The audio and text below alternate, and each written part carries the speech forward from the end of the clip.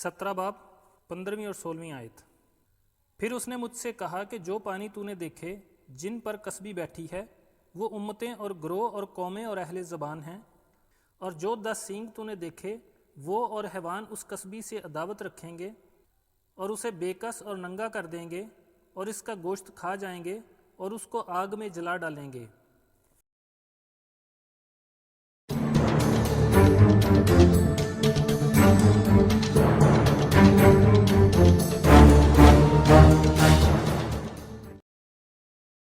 इस बाब की पहली आयत में जो कस्बी दिखाई गई है वो बहुत से पानियों पर बैठी है।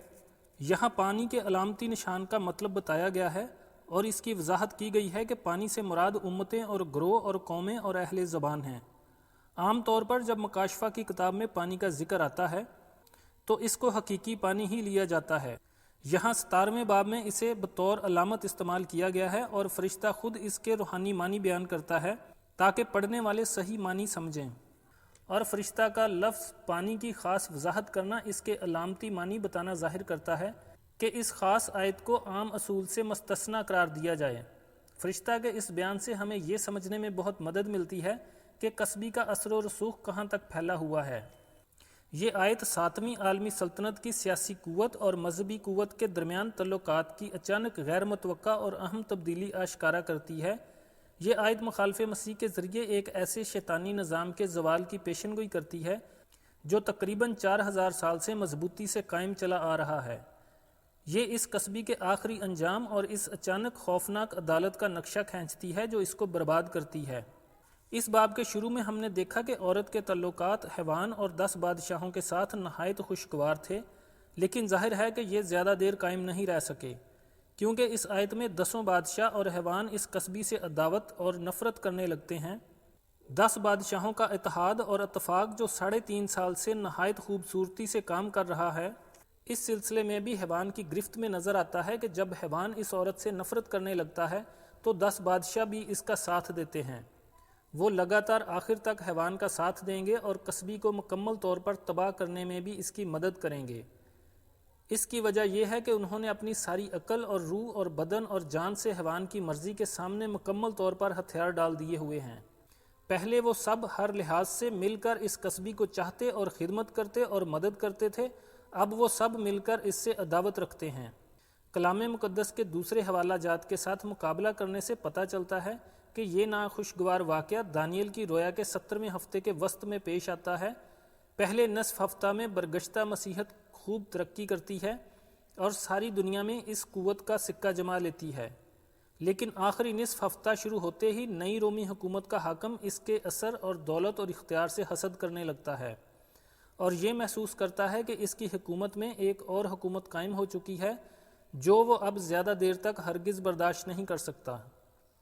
अब वो इस मजहबी निज़ाम के वजूद को अपनी हुकूमत और इख्तियार के लिए एक ख़तरा तसव्वुर करता है और अपने पाँव अच्छी तरह जमा लेने के बाद इस मजहबी निज़ाम से तल्लुकात मनक़ता कर लेता है और ख़ुद दुनिया का डिक्टेटर होने का ऐलान कर देता है।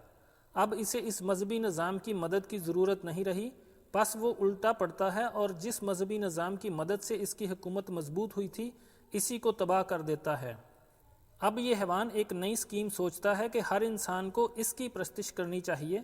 वैसे तो ये कोई नया ख्याल नहीं था, बहुत से रोमी शहनशाह अपनी और अपने बुतों की प्रस्तिश करवाते रहे, लेकिन इस रोशनी के ज़माने में एक इंसान किस तरह दूसरे इंसान को खुदा मानकर इसके आगे सिजदा करे, ये ख्याल इस हैवान पर भूत की तरह सवार होता है। और पलूस रसूल दूसरा थसलनीकियों दूसरे बाब की 4थी आयत में यूँ फरमाता है, और हर एक से जो खुदा या मबूद कहलाता है अपने आप को बड़ा ठहराता है, यहाँ तक कि वो खुदा के मक़दिस में बैठकर अपने आप को खुदा ज़ाहिर करता है। इस आयत में इस कस्बी की तबाही के 5 अक़दाम बयान किए गए हैं। कस्बी की तबाही में पहला कदम अदावत और नफ़रत है, दूसरा कदम इसको बेकस कर देंगे यानी इसके साथी इसको छोड़ जाएंगे, तीसरा इसको नंगा कर दिया जाएगा, इसका मतलब है कि इसकी ज़ाहरा शान व शौकत का सामान और इख्तियार इससे छीन लिया जाएगा, इसका क्रिमजी रंग का शाही चौगा और तमाम जेवरात और जौहरात ले लिए जाएंगे, इसको हुकूमत की तरफ से मिलने वाली तमाम मदद, रायतें, मुआशी असर रसूख, इज़्ज़त और दीगर मरात से महरूम कर दिया जाएगा, और 5वां कदम इसे आग में जला डालेंगे।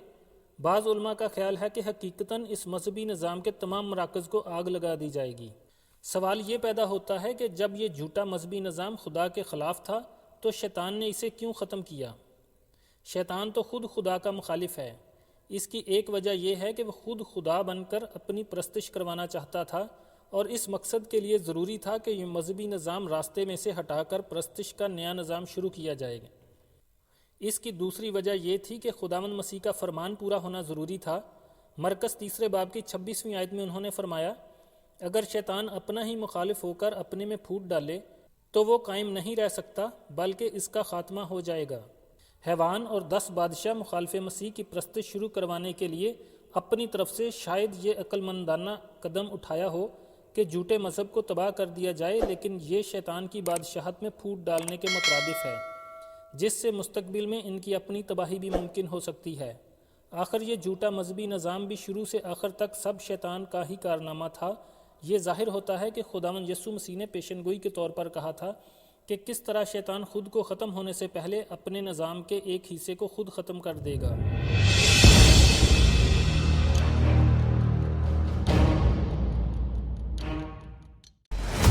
پھر اس نے مجھ سے کہا، اس کتاب کی نبوت کی باتوں کو پوشیدہ نہ رکھ، کیونکہ وقت نزدیک ہے۔